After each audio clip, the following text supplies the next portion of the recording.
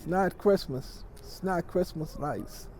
This is a crime scene. This is a crime scene. 1034 North Mountain Street, the Western District. This one is hard. I'm trying to get her. She won't answer the phone for me. She said that she went over there to go drop. 10-4, I'm requesting medic. 2 days before New Year's. And this is where we at.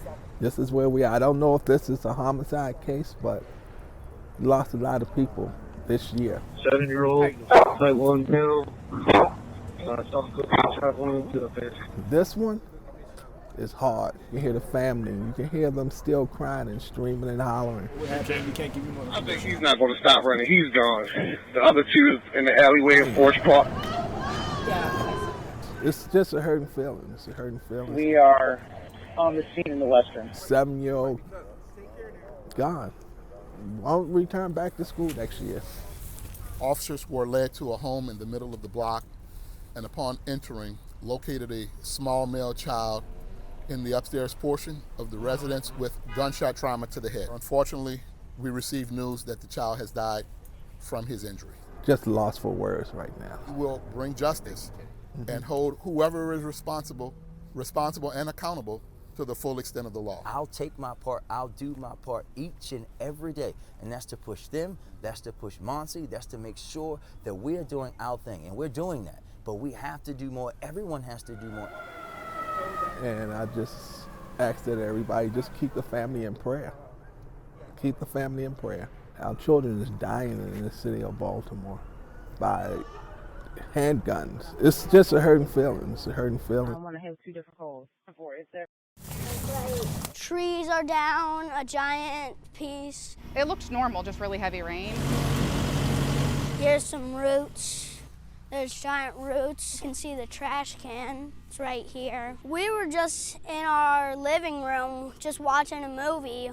Suddenly the rain just stopped, and my mom heard a loud sound. A really loud roaring sound came through. We saw the tornado, then we're like, oh shoot. And then we ran into the bathroom. And I was like, it's okay. My dad said, it's gonna be over soon, and then it's over. We decided we should start cleaning it up. Great neighbors. It got really loud for a second, then it was just dead quiet. It could have been a lot worse. We hid like we were supposed to, and we were safe, so. Nothing happened to the house besides like all that over there fell off the side. I know it's gonna be okay because everybody around the neighborhood's driving around cleaning up. Trees down, wires down, fences down, little damage to the house, but lots of damage, but you can replace things, you know, so luckily everybody seems to be fine. This is my first ever tornado. We all work together, and all this is gonna turn into our normal community again. Ronnie Wolf remembers coming here 80 years ago. They used to fish right there where that marker is now. Today, he brought his wife, Margaret. She's just here for the coffee and donut. And a pair of binoculars. Let's see, 1, 2, 3. Trying to count the containers. 4, 5, 6. On the Ever Forward. 7, 8, 9. Which hasn't moved forward in 9 days. Well, he's on his way out, apparently. Obviously, he's trying to leave the bay when he got stuck. Like many in Maryland. Don't seem to be bothering the ducks out there. There's baby ducks out there. This couple is wondering how the container ship ran aground in the bay on its way from the port of Baltimore to Norfolk, Virginia. Maybe a little nap or something was required. Somebody wasn't watching. The port says there's no impact to operations, as the Ever Forward's not blocking the channel for other ships. But the sight of this nearly 1,100-foot vessel. Well, we saw it on the news and we thought, hey, this is someplace to go and something to do. Has become a bit of a tourist attraction at Downs Park in Pasadena. We thought it would be kind of interesting to come out here and see how this is progressing, which right at the moment doesn't look like it's progressing at all. This Ellicott City couple. Make it a lighthouse or something, or maybe a reef. Also out on a day date, binoculars in tow. Yeah. I mean, this is way aground. This isn't like we missed a channel by that much. We missed it big time. Anne Arundel County leaders say they're keeping tabs on progress. Our Office of Emergency Management is just staying in touch with the state on this. We don't have a role to play in the dredging process. I've threatened to go out there and try to help, but I don't think I'd be much help out there. I was really surprised when it was sitting out there. As crews continue their work to move this ship out of the mud. At least he'll learn a lesson. The captain there will probably learn something from this. I'm lucky today. Outsider's Tobacco Shop. 3, 2. Mr. Abdul playing a game with a friend. The only noise getting attention now is the roll of the dice. There's peace on the block in Federal Hill. Nothing like what spilled into the streets after a late night Friday on Charles Street. Several people fighting on the block, at times blocking traffic. A brutal brawl captured on video. I've been here more than 12 years. We don't see that happen before like that. And City Councilman Eric Costello, who represents the area, doesn't want to see something like that again. He's calling on Baltimore police to boost patrol and step up enforcement to prevent the city from, quote, losing the neighborhood. His push coming in a tweet today after several weekends of violence and chaos erupting in Federal Hill. His request sent in a letter this week to the mayor's office and BPD asking for extra deployment, including a mounted police unit and SWAT to be deployed this weekend. I think that's a little excessive. These are things that are not planned. These are things that are just happening. But if it, turns into a police versus the crowd type situation, it could become a bigger deal. So Costello also included in his letter an investigative report from the Board of Liquor License Commissioners detailing reports of disorderly conduct in Federal Hill with, quote, an overwhelming amount of people walking with opal bottles of liquor. Costello with business owners now calling for a crackdown by police. I told you I'm lucky. Business owners like Mr. Abdul calling it a winning move. Game over. It is a good thing. On the water this morning. Every week we'll go out and collect samples from various locations. The effluent pipe here at the treatment plant is a consistent location that we test every single week because that's where the highest bacteria is going to be discovered if they are discharging sewage. The Back River Restoration Committee. They are looking for different nutrient levels. Taking Fox 45 News to the Back River Wastewater Treatment Plant. The group's project manager says water conditions have been improving in recent weeks. So right here. But when we arrived today, Mike, these advocates shocked at what they saw. That is exactly what I saw last time. I can't believe it's happening right now. Yep. That's what bubbled up before. It's just after 10 a.m. on Tuesday morning. We're here near the effluent pipe of the Back River Wastewater Treatment Plant. This group is seeing some concerning solids floating in the water. They're going to take some samples and send them back to see what's going on here in the Back River. These solids are a problem. The water around the boat bubbling and floating solids were spotted as well. Today's water samples will take 24 hours to be tested. When they discharge, it is supposed to be clear water, and it is supposed to be drinkable. Does that look drinkable? The boat's captain. We moved here 13 years ago. Also a board member of the Back River Restoration Committee. All I can do right now is hope for the best. I mean, it was very disappointing to see this today. I mean, this stuff should be going out in truckloads, not via Back River. Today, we sent video of these conditions to the Maryland Department of the Environment, asking why this is still happening, if partially treated sewage is being discharged, and what conditions are like inside the plant. These advocates say, do you want to get in the water when it looks like that? They want to see accountability and change for the entire region. People need to realize what they're getting into when they put their boat in the water, when they are tubing with their kids out here. It's not a river. That's the 900 block of Stricker. This is the 1500 block of West Lafayette. But a cascade of questions about water quality from residents in West Baltimore. It's affecting a whole community of people, not just one block, but affecting a whole community of residents who live in West Baltimore. On this Labor Day, also a city holiday. Baltimore DPW posting a series of tweets around 7:45 this morning. Those posts say coliform and E. coli were found in water samples from the Engine 8 fire station and 2 Baltimore police facilities. DPW said systems are being flushed, like this hydrant outside of Engine 8. Something is wrong with the water. But as a precaution, And in the neighborhood. The city also said it's sampling water in the surrounding community. And instead of directly establishing a water boil advisory, DPW tweeted, quote, residents may want to consider boiling any water used from faucets. I'm not drinking it. I don't really drink faucet water anyway. This woman in Sandtown, Winchester, unaware of the possible water contamination until a DPW worker went door to door with this emergency notification around lunchtime. So you can't live without water. We're allowed with 1 gallon. Oh, that's what they told us? 1 bottle, yeah, 1 bottle. More city workers set up at the corner of North Calhoun and West Lafayette to hand out jugs of water. Passing it out. And that 1 gallon of water is not going to cut it for people in the household. So 1 gallon of water is not going to work. Let's do right by the people that serve and pay taxes in the community, and the seniors and the young people. Now, what about the school tomorrow? President of the Baltimore Fire Union says they learned of possible contamination yesterday afternoon, and nobody from Engine 8 has reported getting sick. This hydrant at North Arlington and Riggs Avenue also being flushed today. It's crazy that they didn't let us know yet. They just been flushing it. This man also unaware of why, but tells Fox 45 News kids were playing in the open hydrant just yesterday. What about tomorrow? In the stormy corner of Catonsville, I'd love to know how they do that. the party Oh, I put it in a bank. is almost on.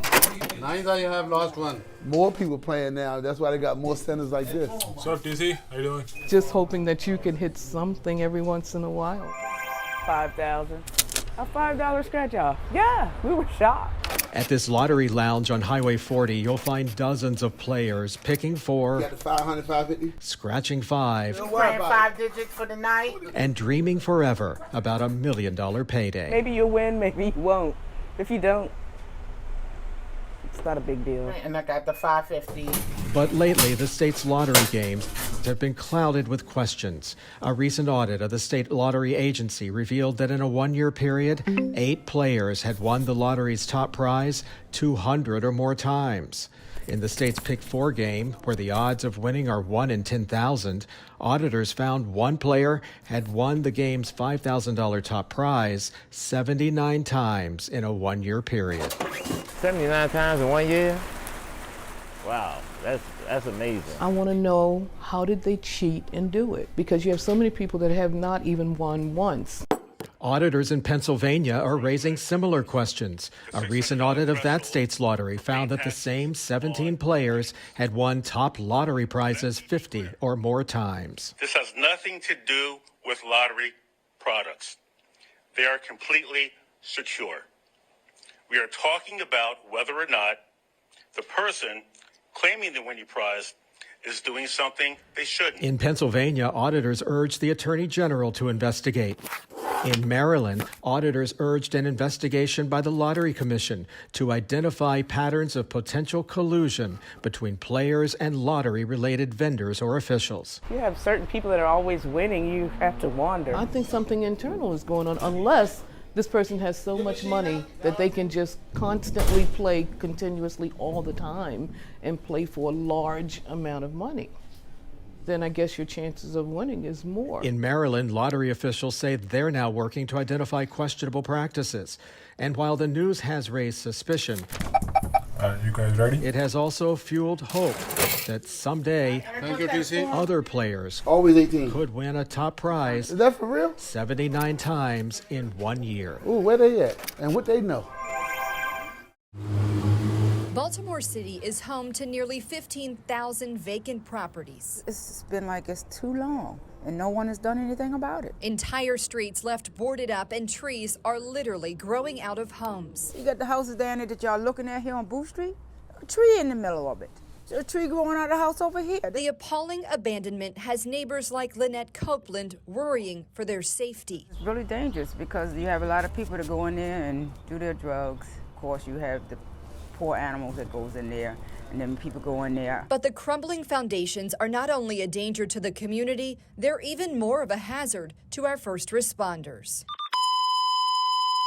We just had a collapse. Mayday, mayday, mayday. It was January 24th of this year when 3 firefighters, Lieutenant Paul Buttram, Kelsey Sadler, and Kenny Lacayo, lost their lives after a vacant row home on Stricker Street collapsed in a fire. Now, 9 months later, a small step on the road to preventing another tragedy. Our goal is to make sure that we clearly tag and document all of the unsafe vacant homes within our communities. The fire department launched the Unsafe Vacant Marking Initiative to help first responders identify dangerous vacant homes and buildings before entering. We have nearly 700 properties within Baltimore City that we have considered unsafe. So beginning today and every Wednesday thereafter, firefighters will spend 2 hours trying to cover all the communities within Baltimore City. Firefighters along the 2200 block of Booth Street attached these red reflective signs to nearly every home on the block Wednesday. Engine 14 donning the names of Kenny Lacayo and Kelsey Sadler, a part of the effort. The program is a reboot of Code X-Ray, where red signs with white X's were placed on the outside of blighted properties in 2010. Lynette remembers it well. I didn't have a problem with it, because I knew it was to protect somebody. But it was short-lived. Funding ran out, and neighbors complained the signs were an eyesore. Why? See, it shouldn't have. It shouldn't have taken it. And the people that were complaining about the way it looked, wonder what they feel now, that these firefighters are dead. In 2014, after a 62-year-old Baltimore fire lieutenant fell through the hole in a vacant row home and died, the National Institute for Occupational Safety and Health recommended Baltimore Fire begin marking vacants that are unsafe again. But they've gone nearly a decade without doing so. Why did it take this long, the death of 3 firefighters in January, for the fire department to start marking unsafe vacant homes? Well, it was around 2010 when we had a program similar to what we're doing now, our Unsafe Vacant Marking Initiative. And it was, I believe, coined Code Red X-Ray. It was a pilot program then, and it was under a different administration. And here we are in 2022 implementing or trying to reestablish those safety efforts. But it's not a matter of the length of time. What we are really concerned about now is moving forward and how we can continue to protect our community. We questioned Blair Adams, a spokesperson for the fire department, who says firefighters were still aware when a vacant home wasn't safe. We still have our CAD, our computer-aided dispatch system. So when a firefighter is dispatched to a call, we can see in our system if in fact it is a vacant or not. We have a tremendous amount of row homes in Baltimore. But Josh Fannin, president of the local 964 Baltimore Fire Officers Union, says the CAD system hasn't always been reliable. The Stricker Street home, where the 3 firefighters died, had been vacant for more than a decade and on fire once before. But firefighters that day had no idea. The only mechanism to alert firefighters to that is either their own experience that they were there at the previous fire. There is certain files in the CAD, but they're not directly accessible to units on the scene. So there really is no mechanism to notify somebody that they're going to be operating at an address which was the scene of a previous fire. And while today many would rather see the vacant homes torn down, I really would wish that the city would get rid of these houses.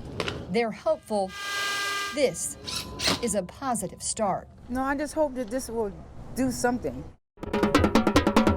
Today is the 49th annual Mayor's Christmas Parade. I guess just the sound.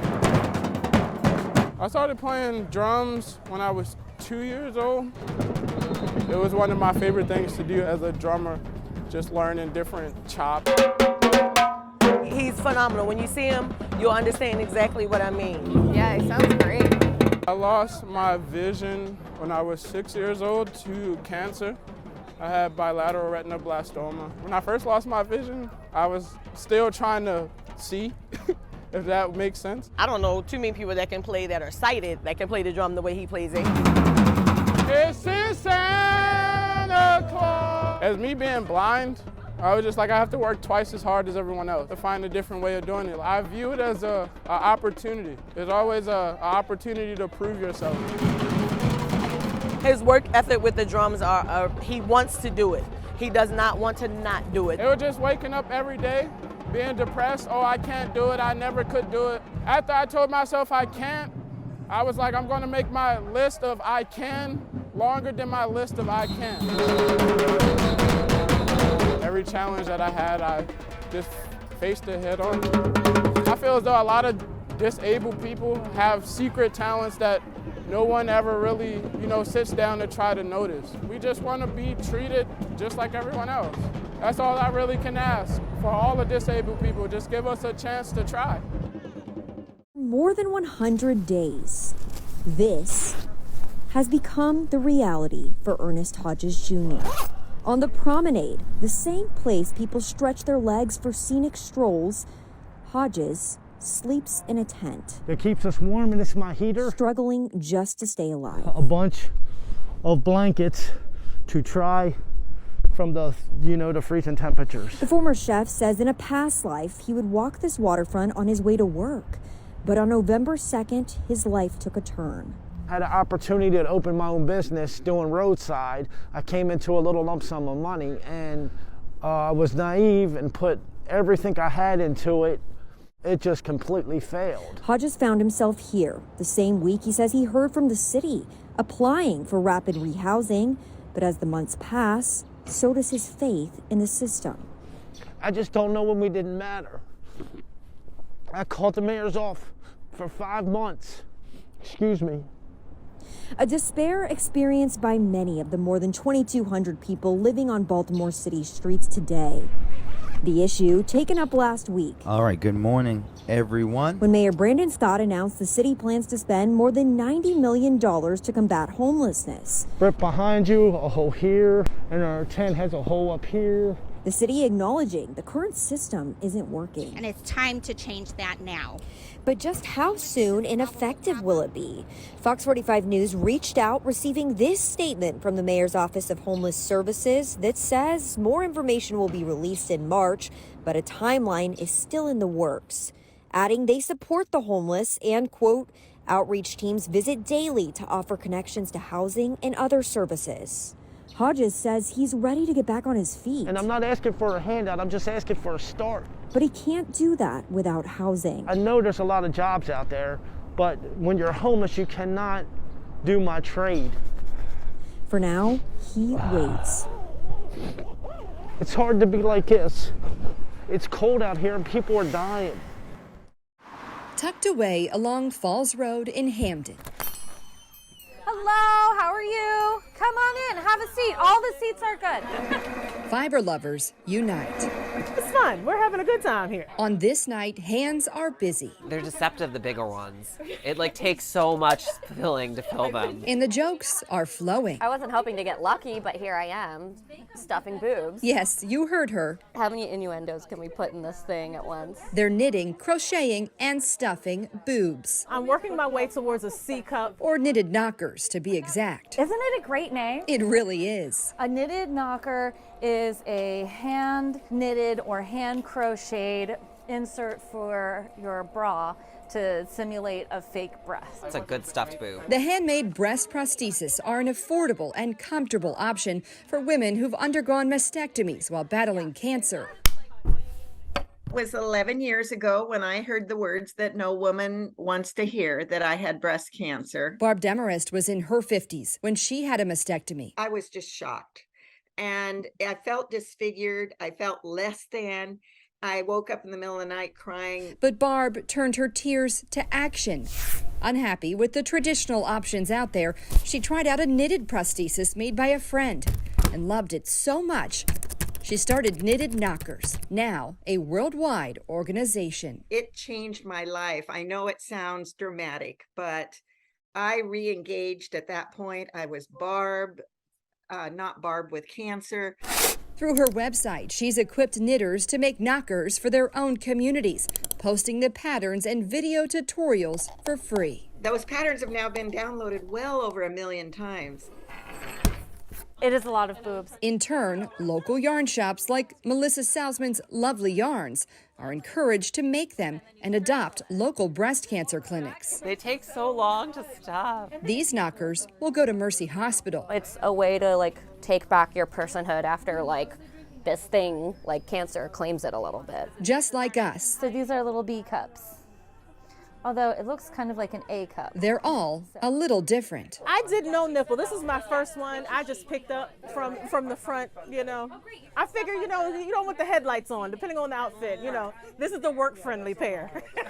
Something for everyone, because while these knitters don't know who will be on the receiving end of their knockers. My first grade teacher had breast cancer, and she actually died of breast cancer when I was very young. They do know someone impacted. Many people in my family's been affected by breast cancer and other cancers. For Clara Jenkins, it was her namesake, her grandmother. Our family lost her a couple months before I was born. The connections are what make this project so meaningful. For me, it's a way to dedicate my time and give just a different part of myself. Turning a passion into purpose. It just makes you feel good and warm that you are able to give back. Because giving is about more than the act itself. Part of being a good human is being a good member of your community. It's about truly making a difference. And this is an excellent way to be an excellent member of your community. And these knockers are doing just that, filling bras and hearts with a sense of comfort and dignity once again. You know, I like to take my time with them. In Hamden, better to have too much stuffing than not enough. Maxine Stryker, Fox 45 News. I think it's just going to be an amazing experience. The weather's great, it's a bit hot, but it's a great day. Thank you very much for spending your time with us on this Sunday. Baltimore. We race on our own and very small, and to see the pros, it's really exciting. It's very exciting to see it, and the people are starting to come out, and people are loading up on the sides of the street. Everybody looks like they're going to have a good time. Thank you, gentlemen. It's a tough one to read. I mean, it's the first race of its kind, so no one really knows what the outcome will be. These are the cream of the crop. The speed, the bike handling skills. It's just going to be an awesome race.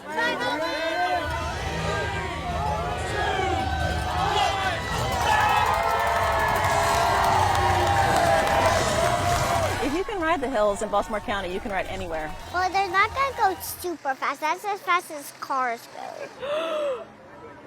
Oh my God, the team cars are coming. Are you ready? Chopper. Is the bike coming? This is like absolutely major league.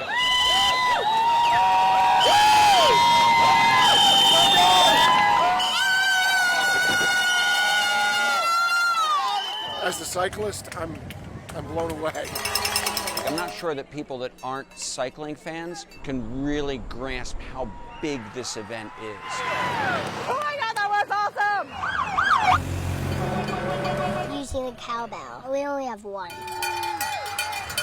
It's incredible to see them in the United States, let alone in, you know, our hometown of Baltimore. It's mind-boggling. Baltimore's been just so, everything's been so down, so sad, so it's so good to see something so positive coming through the city. And the finish downtown is just a perfect venue for this kind of event, so it'd be great to see that. Well, this is how I celebrate cycling. I know they're going to zip by real quick, but I want to make sure the riders know we're here to celebrate them and celebrate the city. Here we go, let's see a smile!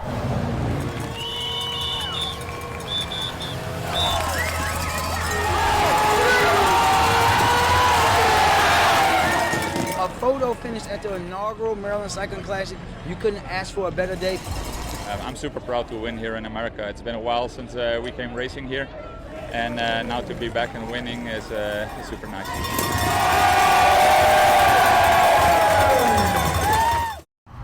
In a city where kindness often doesn't make the front page, Carter Flagg takes a front seat. I got thoughts on the future that I want to see. On a mission to make Baltimore a better place, Carter decided doing so Come out here a couple times a week. could be as simple as pulling up a chair We've been to like a baseball game where people are like, get your popcorn here, or like, get your poems here. and putting pen to paper. Offer people an opportunity to receive a poem. Poems here.